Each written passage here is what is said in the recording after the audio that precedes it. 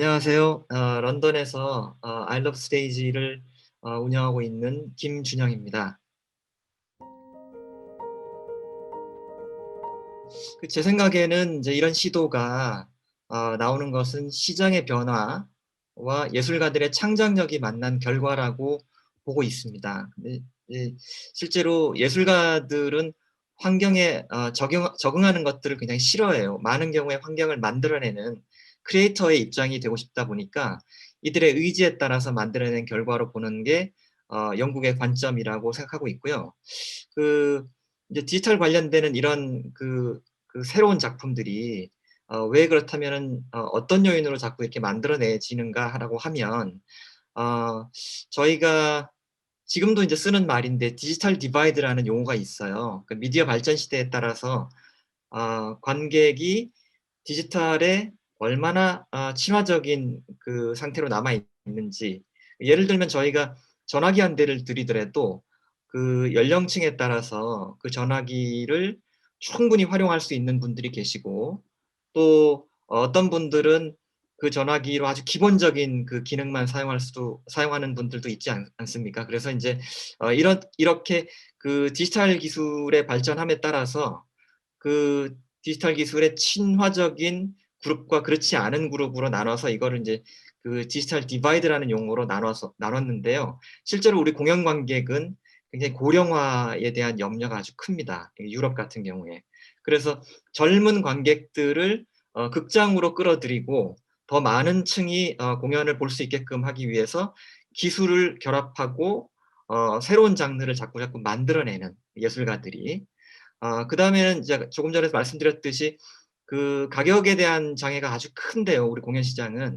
이것들이 기존에 나와 있는 기술과 결합을 했을 때 가격을 낮추면서 많이 보게 하는 진입 장벽을 좀 낮추는 역할을 하는 것이 있고, 그다음 극장 측에서는 새로운 그 수익의 창출이라는 측면에서 인제 끊임없는 노력이 필요한데, 지금과 같은 방식의 그런 작품을 계속 그 생산해 내는 것들은 전혀 새롭지 않다는 거죠. 그래서 인제 그 뭔가 극장 측에서 새로운 수익 창출을 위한 방향을 제시하다 보니까 지금 유효한 과학 기술과 우리 예술들이 접목이 되면서 새로운 장르의 작품들이 자꾸자꾸 나오게 되고요. 그다음에 공연계 내부에서도 뭔가 새로운, 그러니까 '쪼끔 더 낯선 장르들을 더 만들어내야 되는 거 아니냐.'라는 움직임들이 좀 많아요.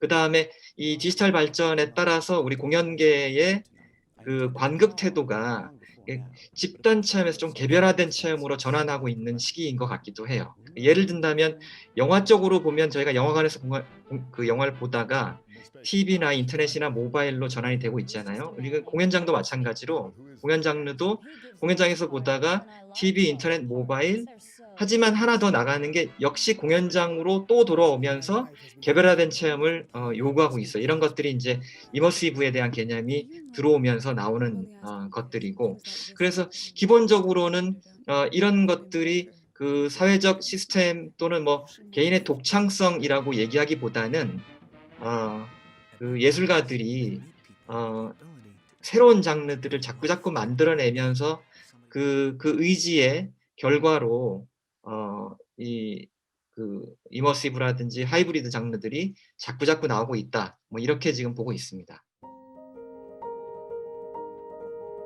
고 당시에, 그러니까 2010년 정도를 기준으로 했을 때 한 가지 그 사회적인 변화는 있긴 했었어요. 뭐 이것이 어 '아주 요인이다.'라고 얘기할 수는 없지만 그래도 그 성량에 이렇게 이 불을 켜는 정도의 그런 역할을 해준 게 런던 올림픽이 고 시기에 인제 발표가 되면서 실질적으로 영국 내부의 그 우리 문화 예산들이 공연에 지원이 돼야 되는데 올림픽에 자꾸 이게 지원이 되고 있었던 거거든요, 고 시기가. 그러면서 인제 공연하시는 분들이 점점 더 지게 되면서 '아, 이제는 뭔가 새로운 돌파구가 필요하다.'라는 입장이 아주 강했죠, 그 시기에.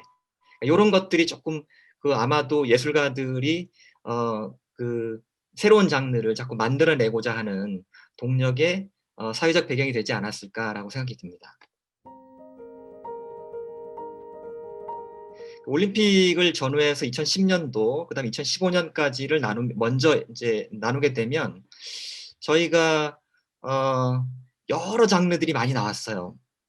이미 이제 알고 계시는 뭐 공연들도 있을 수 있지만 제일 먼저는 사일런트 디스코라는 작품을 먼저 한번 언급을 해 드릴게요. 이 사일런트 디스코는 제가 영상을 먼저 한번 잠깐 보여 드리면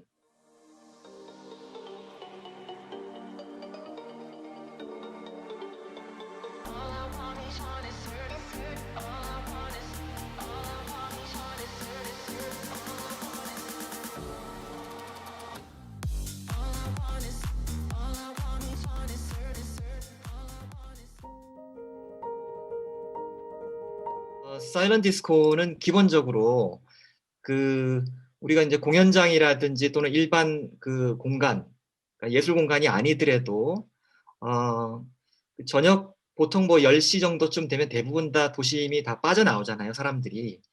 그러면 기본적으로 공동화 현상이 도심 가운데 공동화 현상이 일어나겠죠. 그런데 이런 비어 있는 공간에 이 프로듀서가 젊은이들을 모아 가지고 '뭔가 재밌는 이벤트를 한번 꾸며 보면 어떨까?'라고 판단하고 어 그 이제 기존에 나와 있던 디지털 기술, 그러니까 그러니까 음향을 전송하는 디지털 기술을 이용해 가지고 클럽을 만들기 시작했어요. 그래서 인제 런던 가운데서는 주로 인제 국립극장의 옥상이라든지 아니면 공연장의 옥상, 주로 웨스트엔드 시내에 있는, 그러니까 템즈강 주변에 있는 공간은 저녁 시간에 어느 누구도 건물의 옥상을 찾아본 적이 없는 거죠. 그래서 인제 사람들에게 낯선 체험을 주면서 비어 있는 공간에서 야간에 어 뭐 인제 와인이라든지 뭐 이런 것들을 마시면서 동료들하고 음악도 들을 수 있고 경우에 따라서 오락성 춤도 출 수 있고 뭐 이런 것들을 주로 인제 PD들이 시도를 하면서 만들어졌던 장르가 인제 사일런트 디스코가 있어요. 요거는 이제 음악과 관련되는 장르에서 나오기 시작했던 거고, 역시 공간 자체는 퍼포밍 아트에 해당되는 거죠. 남들이 보게 되면 실질적으로 사람들이 모여 가지고 춤을 추고 있는데 전혀 소리가 나지 않는, 왜냐하면 헤드폰을 통해서만 듣게 되니까 이제 그런 장르들이 축제를 통해 가지고 인제 많이 소개가 됐었어요. 지금도 이제 에딘버러 축제를 가게 되면 대낮부터 저녁 늦게까지 이 사일런트 디스코는 아주 재미있는 콘텐츠로 이렇게 도심을 가로지르면서 축제 가운데서 또 다른 축제로 인제 이용이 되고 있고, 이후에 또 소개되는 영상 쪽에서는 시크릿 시네마라는 개념의 공연이 또 나타나게 돼요. 이거는 인제 소개되는 영상에 제가 샘플로 보내 드린 영상을 보시면 더티 댄싱이라는 영화를 실질적으로 배우와 그다음에 관객이 공간에 그대로 초대가 되면서 마치 라이브처럼 영화를 라이브처럼 이렇게 즐기는 거예요.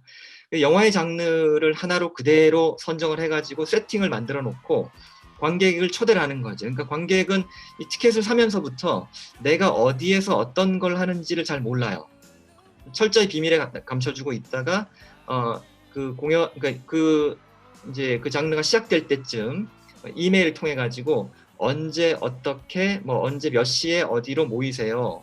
그다음에 필요한 준비물들도 드리고, 그러면 거기에 맞춰 가지고 사람들이 공간으로 모여들고 거기에서 영화의 한 장면을 관객이 배우가 되면서 그대로 실행에 옮기는, 이것 역시 축제 내에서 또 실질적으로 공연의 한 장르로 지금 소개가 되고 있는데, 처음은 이제 영화로 출발해 가지고 영화를 보는 듯한 느낌을 주겠지만 이제 이것이 이머시브 시어터의 장르하고 융합되는 듯한 느낌이에요. 그래서 관객이 들어가 보면 이것이 영화인지 아니면 내가 연기를 하고 있는 관객인지 뭐 아니면 배우인지 전혀 알 수 없을 정도의 그 장르를 만들어낸 게 이제 영화 쪽에서 나온 것이고요.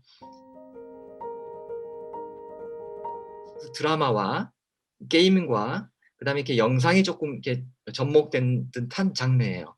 그래서 실질적으로 이거는 인제 저희가 이렇게 티켓을 구매를 하게 되면 애플리케이션을 다운을 받게 돼요, 모바일로. 그리고 그 모바일에서 카렌이라는 여성이 등장하게 되는데 처음에는 그 카렌이라는 여성과 채팅을 합니다. 근데 굉장히 개별적 채팅이에요. 처음은 아주 가벼운 서로의 그 인사를 나누고 내가 누구인지 어떤 성향을 갖고 있는 사람인지를 이렇게 질문을 하면 제가 거기에 대한 답변을 달아주는 수준인데 이것이 조금 더 지나고 나면 카렌이 저한테 전화를 해도 되느냐라고 물어요. 그러면 인제 이건 좀 낯선 체험이잖아요. 왜냐하면 배우가 직접 저한테 전화를 하는 거니까요. 그래서 오케이를 하면 그다음부터 전화가 옵니다. 그러면 이제 카렌과 영상 통화를 하게 되는 거예요. 그러니까 배우와 배우 그 관객이 1대1로 만나 가지고 영상 통화를 하는데 굉장히 친밀한 그 내면적인 질문까지도 들어와요. 그러니까 이 질문이라는 건 제가 우리 부모님과도 또는 아주 가까운 친구와도 나눌 수 없는 그런 질문들이 들어오는데 이게 어떤 의미에서는 저도 잘 모르는 사람이잖아요. 그리고 그 사람을 제가 만날 것도 아니고 그래서 일종의 가면 효과 같은 게 있는 거죠. 하고 싶은 얘기를 막 할 수 있게 되는 거예요. 그래서 인제 개인의 그 굉장히 깊숙한 그 뭐 성적 취향까지도 질문이 들어오면 그런 것까지도 답변을 하다가 보면 이 그 저에 대한 모든 데이터들을 하나씩 하나씩 가져갑니다, 이 애플리케이션이. 그리고 인제 그 모든 그 과정이 끝나고 나면 두 가지 선물을 선택할 수 있어요. 인제 하나는 이 배우와 직접 만날 수 있는 1 시간 정도를 만날 수 있는 고런 그 장치를 만들어 내고 두 번째는 그동안 쌓여왔던 저만의 그 내면의 이야기들을 가지고 빅데이터를 만든 다음에 그거를 제가 원하기만 한다면 한 5,000원 정도의 그 빅데이터를 살 수 있어요. 그러면 인제 예술가들이 왜 이 작품을 만들었느냐. 기존에 우리 사회에 보면은 뭐 페이스북이라든지 아니면 인스타, 구글 이런 업체들은 저희가 그동안 뭐 어떤 것들을 들어가서 보고 있고 어떤 걸 구매하는지에 따라서 우리 성향들을 다 모아 가지고 경우에 따라서는 저희가 이메일로 뭔가를 하고 있으면 옆에 광고를 띄워 주잖아요.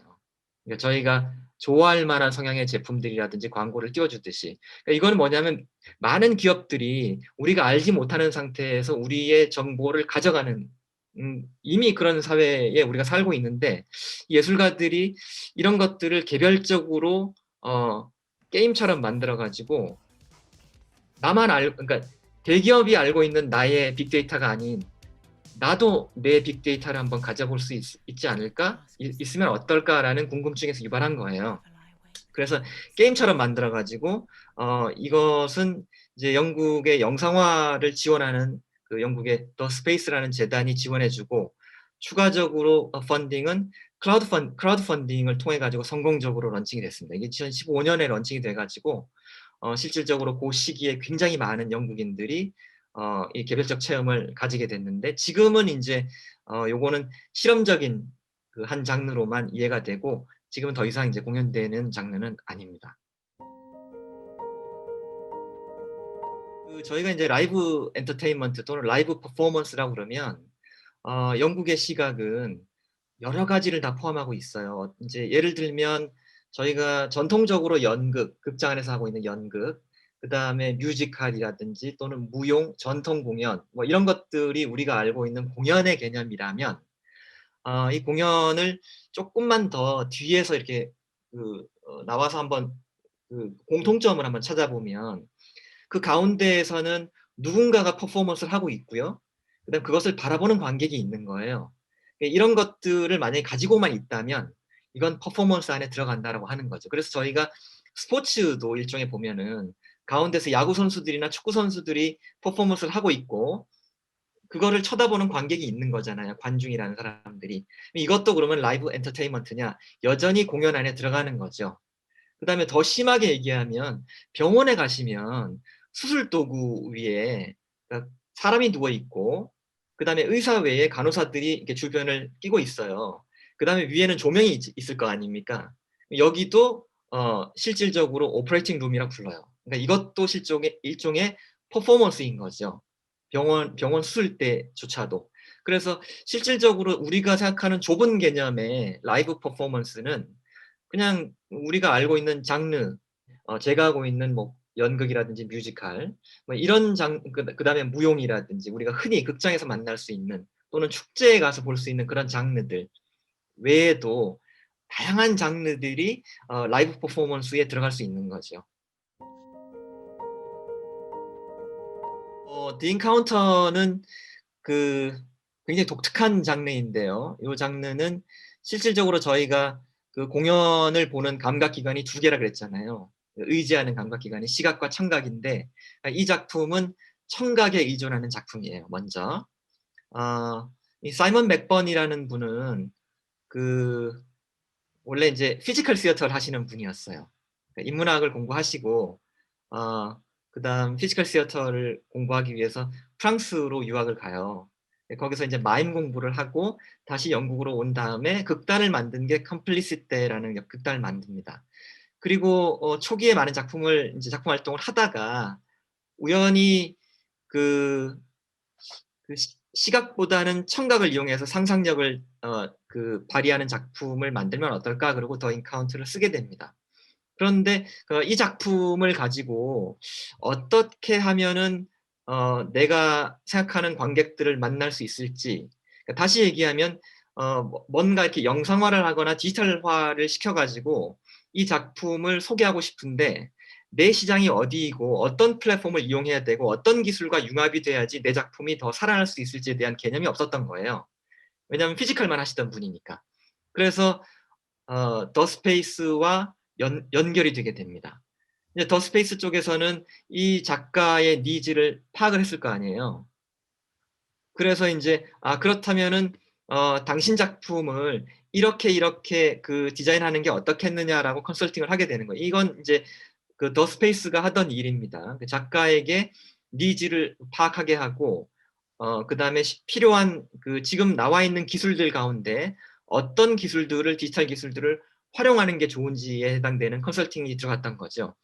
그래서 작품을 분석해 보니까 이거는 기존과는 다른 그 사운드 시스템이 좀 필요하겠다 했는데 마침 이 3차원적인 사운드 시스템을 역시 BBC가 개발해 놓은 게 있는 거예요. 그래서 BBC의 사운드 시스템을 그대로 채용을 하고요. 그다음에 극장이 이 작품이 초연된 극장은 바비칸이라는 극장인데 전후에 지어진 영국에 나온 극장 가운데서 가장 큰 그 예술 센터거든요. 여기에 약 600석에 해당되는 소극장에 헤드폰을 다 설치를 해 줘요. 그리고 실질적으로 그 3차원 녹음 기술을 이용하는데 그 3차원 녹음 기술을 쓰는 마이크로폰이 있어요. 이 마이크가 이제 사람 이름이 붙어 있습니다. 에디라고 애칭이 붙어 있는데 사람의 머리하고 똑같이 만들어져 있어요. 그래서 양쪽에 귀가 달린 그 마이크거든요. 조금 이따 제가 사진 한번 보여드릴 텐데 이 에디를 그 BBC 사운드 팀에서 인제 처음으로 개발을 했고 이걸 가지고 실질적으로 모든 사운드를 다 녹음을 하게 됩니다. 이야기의 전반적인 내용은 아주 간단해요. 그 내셔널 디스커버리의 사진 작가가 그 밀림 지역에 도착해 가지고 촬영을 하던 당시에 길을 잃게 돼요. 그러면서 만나게 되는 내용들. 그것이 인카운터이거든요.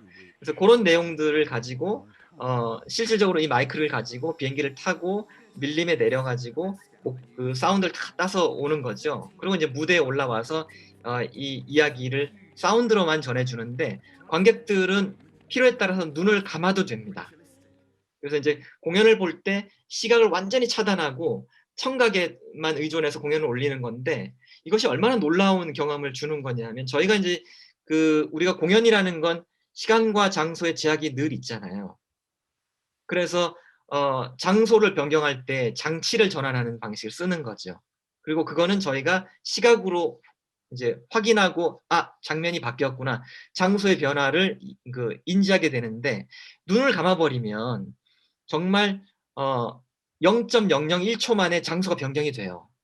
그러니까 소리 하나만 가지고 장면 전환을 만들어 주는 체험을 주는 거예요. 그래서 이런 체험을 실질적으로 인제 그 디지털 사운드만 가지고 스토리텔링을 하는 그 새로운 장르를 하나 만들어 낸 거죠. 그래서 이 디 카운터가 2015년에 작품이 나오고 그다음 같은 해에 에딘버러 축제에 초대가 됩니다. 그래서 거기서 처음으로 이 작품이 이제 오픈이 되는데 세계 많은 그 이제 미디어들이 이 작품을 보고 많이 놀라요. 그 관객들도 많이 놀라게 되고 그래서 인제 이 작품은 그 이후에 많은 나라로 투어링을 다니고 이제 그 소개가 되기 시작했고 이 RSC는 기본적으로 그 공연을 만들 때 셰익스피어의 언어를 많이 사용하는 전통적인 극단이거든요. 그리고 영국의 그 공적 자금을 많이 받아가는 단체이고 그런데 특이하게도 그 이 템페스트라는 작품의 기술을 많이 도입해 가지고 마치 우리가 태양의 서커스를 보는 듯한 작품을 만들어내요. 이것이 인제 그 전통이 있는 극단들도 점점 더 그 기술을 채용해 가지고 젊은 관객을 유입하는 그런 방식으로 제작하고 있다라는 그 생각이 들어서 제가 샘플링으로 한번 영상을 한번 보여 드렸는데 VR과 그다음에 그 AR 뭐 이런 것들을 많이 사용하고 있거든요. 그래서 기존 그 RSC 작품은 저희가 극장 가서 공연을 보게 되면 이해도가 좀 많이 떨어집니다. 왜 그러냐면 너무 전통적인 방식으로 공연을 하다 보니까 좀 대중성이 많이 없는 거예요. 그래서 영국 관객들도 졸고 있는 분들도 계시고 그다음에 공연을 보고도 정확하게 이해 못하고 넘어가는 부분이 너무 많아요. 그래서 인제 외국인 입장으로 제가 인제 극장에 들어가서 보게 되면 언제나 실패하고 나오는데 이번에 그 나왔던 이 템페스트는 너무 재밌는 거예요. 그래서 이제 기술이 이런 연극 이 전통적인 극단이 가지고 있었던 그런 마인드조차도 이제 열어가고 있구나. 드로우 미 클로즈 같은 경우는 이건 굉장히 최근에 만들어진 장르예요. 이거는 2019년 그러니까 작년, 재작년 그러니까 작년까지도 초까지도 작품이 나와 가지고 실행이 되던 작품인데 이거는 이제 국립극장하고 그다음 그러니까 영국의 국립극장과 캐나다의 국립영화원에서 공동으로 제작한 작품입니다. 이 작품은 좀 많이 앞서가 있는 장르예요. 이건 어떤 거냐면 저희가 그 전통적으로 의지하는 그 감각 기관이 두 개라고 얘기해 드렸는데 이 두 개에서 추가적으로 촉각을 하나 집어넣은 거예요. 거기에다가 이머시브라는 장르가 들어가 있고 AR과 VR이 인제 들어가 있는 거니까 모든 기술이 기존에 가지고 있었던 모든 기술들을 다 집합해 가지고 한번 만들어낸 겁니다. 영국의 국립극장은 기술의 도입을 뭐로 이해하고 있냐 하면 관객의 층을 넓혀서 많은 관객들이 볼 수 있게 하는 거에 그 귀결된다고 아까 말씀드렸잖아요. 그래서 우리가 알고 있는 내셔널 시어터의 그 N자 그다음에 시어터의 T자 이 빅 N은 국립이라고 표현되지는 않아요. 한국어로 번역해 가지고 그냥 굳이 단어를 만들면 국립극장인데 우리가 알고 있는 국립이라는 뜻은 국가의 예산으로 나라의 예산으로 국가가 관리하는 극장 뭐 이런 의미잖아요. 그런데 실제로 내셔널 시어터의 그 내셔널이라는 개념은 전 국민이 또는 모두가 다 뭐 이런 정도로 아주 쉽게 해석되는 그러니까 모두가 다 봐야 되는 그 봐 주면 좋은 또는 봐 줘야 되는 작품을 만들고 그분들에게 서비스한다는 개념이거든요. 그러니까 굉장히 단순하고 쉬운 개념인 거죠. 그래서 기술을 도입하는 건데 이 그 드로우 미 클로즈는 티켓을 예약하시면 극장으로 가게 되면 관객이 저만 있는 거예요. 진짜 아무도 없고 배우가 한 명이 있어요. 그래서 무대 감독이 저를 극장 뒤편으로 안내를 합니다. 그러고 들어가서 이제 주의사항을 줘요. 뭐 이 헤드폰 쓰고 뭐 이렇게 VR 안경을 쓰고 나면 그다음부터는 보이는 영상에 따라서 또 배우가 안내하는 데 따라서 그냥 따라하시면 됩니다.까지만 알려주시고 실제로 공연이 시작되는 겁니다. 거기는 이 25 년간의 그 엄마와 아들의 이야기를 인제 재현하는 건데 영상으로 재현된 건데요. 이 VR을 쓰고 있으면은 그 25년 된 엄마의 역할은 배우가 해요. 근데 그 배우가 암 환자입니다. 그러니까 돌아가시기 얼마 전 암 환자예요. 그래서 이 엄마가 아이를 안내하면서 아이와 지난 25년간의 이야기들을 회상하는 그 작품이에요. 그러면 그 아이는 누가 그 아이 역할을 하는 거냐? 그러면 그 관객이 하는 겁니다. 그래서 어머니가 손을 잡고 직접 침대에 누워주기도 하고 같이 그림을 그리기도 하고 이런 장면들을 다 같이 보는 거예요.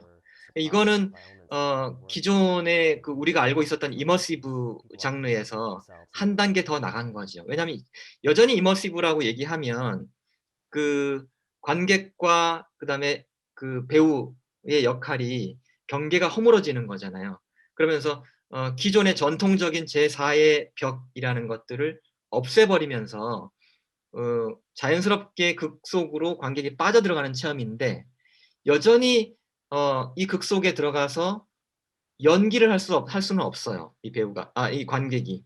그런데 실질적으로 배우와 관객은 접촉을 하면서 실제로 극을 끌고 나가거든요. 그러니까 이런 가상의 체험 같은 것들이 하나 더 들어가면서 기존에 가지고 있었던 그 VR, AR, 이머시브, 그다음에 뭐 이런 연극이라는 모든 장르들이 다 집합이 된. 이 장르는 개별화된 체험을 여전히 주고 있어요.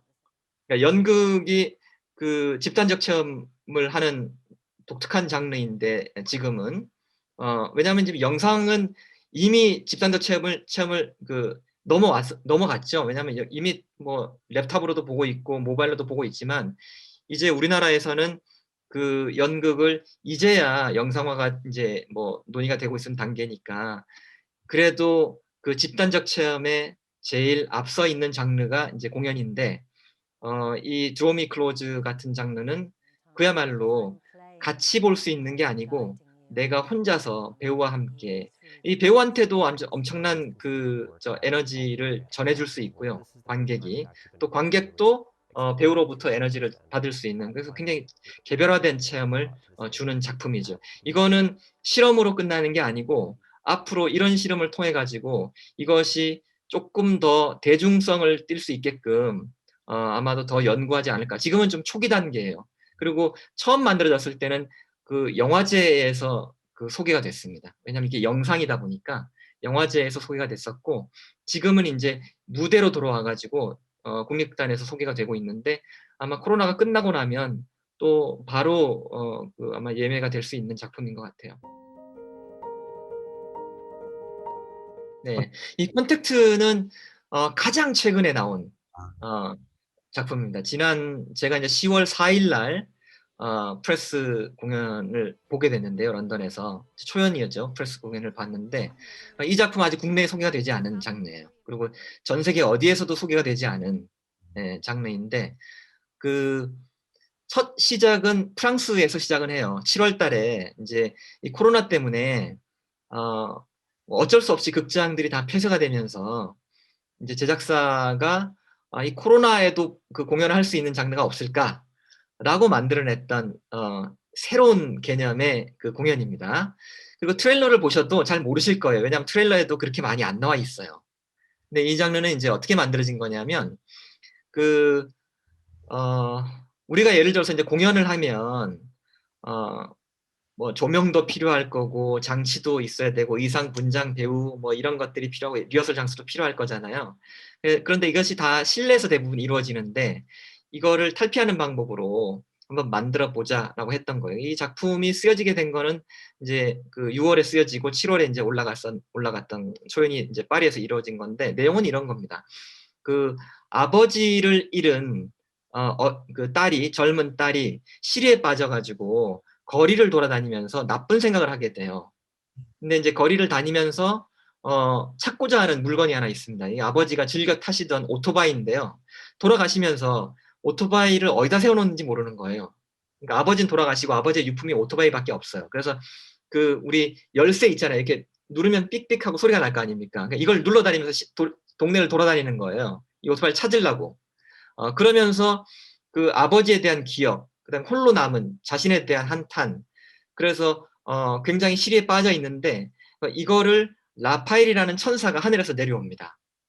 그래서 내면의 소리를 듣고 서로 대화를 나누는 그러면서 인제 이 친구가 이 시리를 극복하고 다시 새 삶을 살게 하는 이야기예요. 45 분짜리 희곡입니다. 창작의 곡인데 예약을 하고 나면 이메일이 와요. 준비물 3개를 알려줘요. 예를 들어 비가 올 것 같으면 우산을 하나 준비하셔야 되고, 핸드폰 풀로 차지해서 오셔야 되고, 그 다음에 이어폰 하나를 준비하셔야 된다.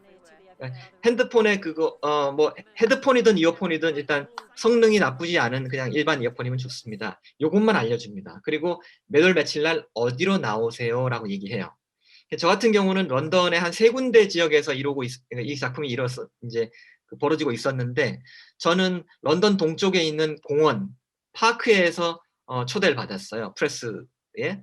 그래서 4시 45분 공연인데 한 4시 반 정도까지 오라고 얘기하더라고요. 그래서 그 시간에 이제 공연에 이제 맞춰가지고 한 15분 전에 도착을 했어요, 공원을. 그랬는데 제가 이제 처음 가는 공원이다 보니까 거기가 어떤 장소인지 잘 모르잖아요. 그래서 두리번 하니까 저 같은 사람들이 한 20-30명 정도 이렇게 있는 거예요. 두리번. 그러다가 우리 쪽으로 그 컨택트라는 후드티를 입고 한 무대 감독이 이렇게 오시더라고요. 그러면서 혹시 공연 보러 오셨느냐? 맞습니다. 그랬더니 그러면 앱을 하나 설치해 주세요. 컨택트라는 앱을 설치하게 해요. 설치를 하고 헤드폰을 끼고 비밀번호 4가지를 주는데 그걸 입력을 하니까 앱이 열리면서 음악이 나오기 시작합니다. 음악을 들으면서 한 10분 정도 기다려달라, 다른 손님들이 오시기 전까지. 그러면서 거기에 있는 사람들하고 서로 인사도 나누고. 그 시기가 이제 제가 10월 4일 날 이 공연을 봤었는데, 그 시기에 런던은 이제 코로나 때문에 굉장히 어려운 시기였고, 그렇지만 공연장은 오픈이 됐던 시기였었어요. 그래서 그럼에도 불구하고 이런 시기에 공연을 보러 오시는 건 좀 낯선 뭐 방식의 문화 체험이니까 이제 뭐 어떻게 왔느냐라고 이 사람들하고 인사도 하다 보니까 어느 순간 갑자기 시간이 지났는지 귓속에서 웬 여인의 신음소리 같은 게 들리는 거예요. 이게 뭐지? 그러고 주변을 돌아다 보니까 그 신음소리와 딱 싱크가 될 수 있는 한 여배우가, 그때는 여배우인지도 몰랐죠. 한 사람이 이렇게 목을 잡고 그러고 지나가는 겁니다. 그런데 그 지나가는 소리와 제가 듣고 있는 사운드가 싱크가 되는 거예요. 저게 연기하는 사람이구나, 그러니까 배우구나라는 게 생각이 들면서 자연스럽게 공연이 시작한다고 얘기하지 않아도 공연의 세계로 빠져들어가는 거예요. 그리고 그 사람이 지나가면서 이 작품이 시작하는데 그 친구가 이제 연기를 하고 뭐 하는데 그 공간이 어떤 공간이었냐면 그냥 일반적으로 그냥 공원이었어요.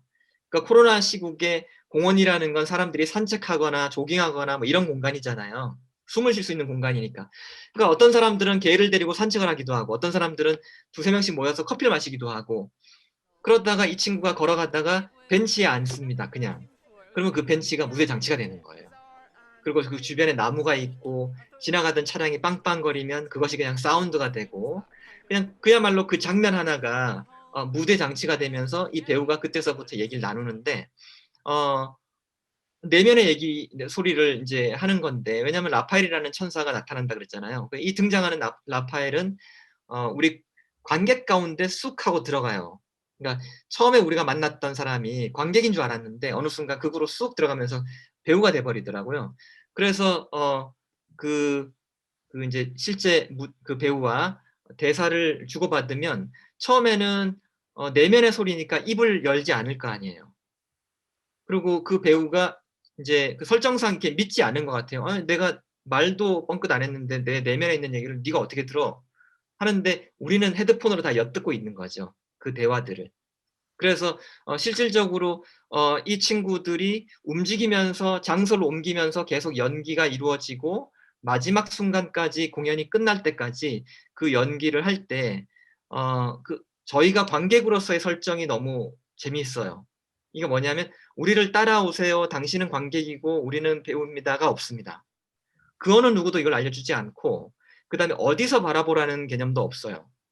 이게 무슨 얘기냐면 보통은 우리가 이제 공연을 보게 되면 한국에도 유사한 장르가 있긴 하거든요. 어떤 그 극단에서 헤드폰들을 다 나눠주고 뭐 이제 안내를 해드리고 공연이 시작해요. 이거 역시 어떤 설정이냐면 우리는 배우고 니네는 관객이니까 날 따라와. 따라오면서 봐. 그러면 관객들이 우르르 쫓아다녀요. 근데 이제 이번에 봤던 이 컨택트라는 이머시브는 앵글이 없는 거예요. 그다음에 누가 관객이고 누가 배우인지에 대한 그 개념을 설명해 주는 것도 없이 자연스럽게 공연의 세계로 빠져들다 보니까 어떤 관객들은 혼자 오신 분들은 배우를 앞서서 나가서 그 앵글로 보시고 뭐 저 같은 경우도 뭐 왼쪽에 한 20-30m 떨어진 공간에서 이렇게 벽에 기대 가지고 나무에 기대서 이렇게 장면을 보고 왜냐하면 사운드는 다 들리니까요. 그러면서 보게 되고 어떤 분들은 굉장히 가깝게 다가가서 보게 되고 그렇게 연기가 그 작품이 벌어지는데 그 가운데서 우리를 쳐다보는 관객들이 있어요. 그러니까 우리를 쳐다보는 낯선 사람들의 시선이 있는 거죠. 거기에 놀러 나온 분들 뭔가 좀 이상하거든요. 사람들이 저쪽 이쪽 저쪽에서 뭘 헤드폰을 끼고 쳐다보는데 이게 무슨 연기인가? 이것이 무슨 공연인가? 뭐 이런 굉장히 낯선 시선들이 있는 거예요. 이걸 저희가 즐기면서 보는 거예요, 이 작품을. 그래서 또 놀라운 건 바이노럴 사운드를 그대로 쓰고 있어요. 그러니까 이 3차원적 음향을 쓰고 있어서 굉장히 그 시청각이 즐겁습니다, 이 작품이. 이 슬립 노모는 그 2000년에 이 친구들이 이제 극단을 만들어내면서 그 시기에 독특한 실험을 한번 해요. 이제 보이체크라는 작품이 첫 작품으로 이제 올라가는데 그것이 남부 잉글랜드에 버려진 군대 막사를 이용하거든요. 그리고 그 안에서 벌어지는 모든 일들을 관객을 초대해서 보여주는 방식인데 역시 가면을 쓰고 보게 했었어요. 그래서 이 슬립 노모의 이 제작을 했던 이제 그 펀치 트렁크라는 친구들, 펀치 드링크라는 애들, 이런 친구들이 그 상징을 하나 좀 채용했던 것 같아요. 그 공연에서 볼 수 없는 상징이 어떤 거냐면 그 집단으로 모여 있지만 나 혼자 하는 개별화된 체험을 볼 수 가지면 어떨까라는 발상이 굉장히 새로운 발상이었던 것 같거든요. 이제 이 슬립 노모가 그 혁명적이다라고 얘기하는 건 가면을 도입하면서 실질적으로 그 개별화된 체험을 주는 겁니다. 슬립 노모는 맥베스의 이야기를 그대로 따라가고 있어요. 뉴욕에서 지금 상설 공연이 되고 있고 그다음 상해에서 상설 공연이 되고 있고 이게 그 런던에서 초연이 되고 난 다음에 한 5년 정도 만에 이제 그 인터내셔널이라는 그 회사를 별도로 세운 다음에 이제 외국으로 직접 그 브랜드화 시켜가지고 상설 공연을 만들었는데요. 지금 런던에서 하기는 굉장히 어려운 작품이에요. 왜 그러냐면 그 공간 자체에 객실이 한 200여 개 정도 들어가는 공간이 있어야 되는데 그 공간을 실제로 런던시에서 찾기는 아주 어렵죠. 뭐 뉴욕은 이제 버려진 호텔들을 그냥 이용하고 있는데 맥베스에서 일어나는 모든 이야기들을 대사 없이 방방마다 컨셉을 잡아가지고 하루에 같은 장면을 3번씩 돌려가면서 3시간 동안 배우들이 20명 정도에 해당되는 배우들이 그 장면을 만들어내는 거예요. 관객이 뭐 이제 예약을 하게 되면 티켓부터 시작해서 극장에 다가갈 때까지 그다음 극장에 들어가서도 모든 일들까지도 다 체험의 일부로 이머시브 체험의 일부로 들어가는 거죠. 그래서 이제 그 안에서 벌어지는 장면들을 여기를 보세요라고 알려주지 않고 있고 그다음 실질적으로 배우와 관객과의 거리가 뭐 정말 만지지만 않을 뿐이지 바로 눈앞에서 벌어지는 그런데 관객의 입장은 아닙니다. 정확하게 얘기하면 이건 관객의 입장으로 보는 건 아니에요. 왜 그러냐면 파편화된 장면들을 보는 거거든요. 우리가 연극을 보면 처음부터 끝까지 뮤지컬도 마찬가지고 마술도 마찬가지고 처음부터 끝까지 한 자리에 앉아서 다 보게 되잖아요. 근데 이 슬립 노모라든지 개츠비라는 장르는 이 이머시브 장르는 제가 들어가서 보고 싶어하는 장면만 보기 때문에 그리고 이걸 이 극장 경험으로 모든 장면을 다 볼 수가 없습니다. 3시간 동안 제가 부지런히 다녀도 이 장면을 다 볼 수가 없어요. 그래서 파편화된 장면을 다 보고 내 머릿속에서 내가 짜집기를 해야 되는 거예요. 이거는 관객이 하는 일이 아니죠. 이건 누가 하는 거냐면 영화 감독이 하는 일이거든요. 편집을 해야 되는 거잖아요. 그래서 관객의 입장으로 극장에 들어가지만 기존 전통적인 공연의 그 규칙을 다 깨버리고 파편화된 장면들을 머릿속으로 관객이 다 만들어서 장면을 연출해 가지고 나오게 되는. 그래서 이런 경험을 처음으로 이제 그 상설 공연으로 만들었기 때문에 어 거의 파이오니어에 올라가 있는 애들인 거죠. 그래서 지금은 뭐 뉴욕에 가면 오프 브로드웨이 공연 가운데서는 무조건 봐야 되는 공연으로 돼 있고, 상해에서는 또 중국식으로 로컬라이징을 해 가지고 뉴욕에 없는 그 인물들이 한 2 명이 더 나온다고 해요. 상해 버전 제가 보진 못했는데 여전히 상해에서도 충분히 중국인들이 이 작품을 즐기고, 저희가 이제 티켓 판매를 하는 플랫폼이 있잖아요. ilovestage.com이라고. 중국 분들이 런던으로 오시면 이 작품 티켓을 사고자 많이들 찾으시는데 안타깝게도 런던에는 상설 공연장이 없습니다. 그래서 혹시라도 요 내용을 보시는 분들이 뉴욕을 가게 된다면 뭐 뉴욕에서 하고 있는 브로드웨이에서 하고 있는 모든 작품들이 있겠지만 이 슬립 노모를 한번 체험해 보시면 어 정말 평생에 없는 그 관극의 체험이 기억으로 남을 것 같아요.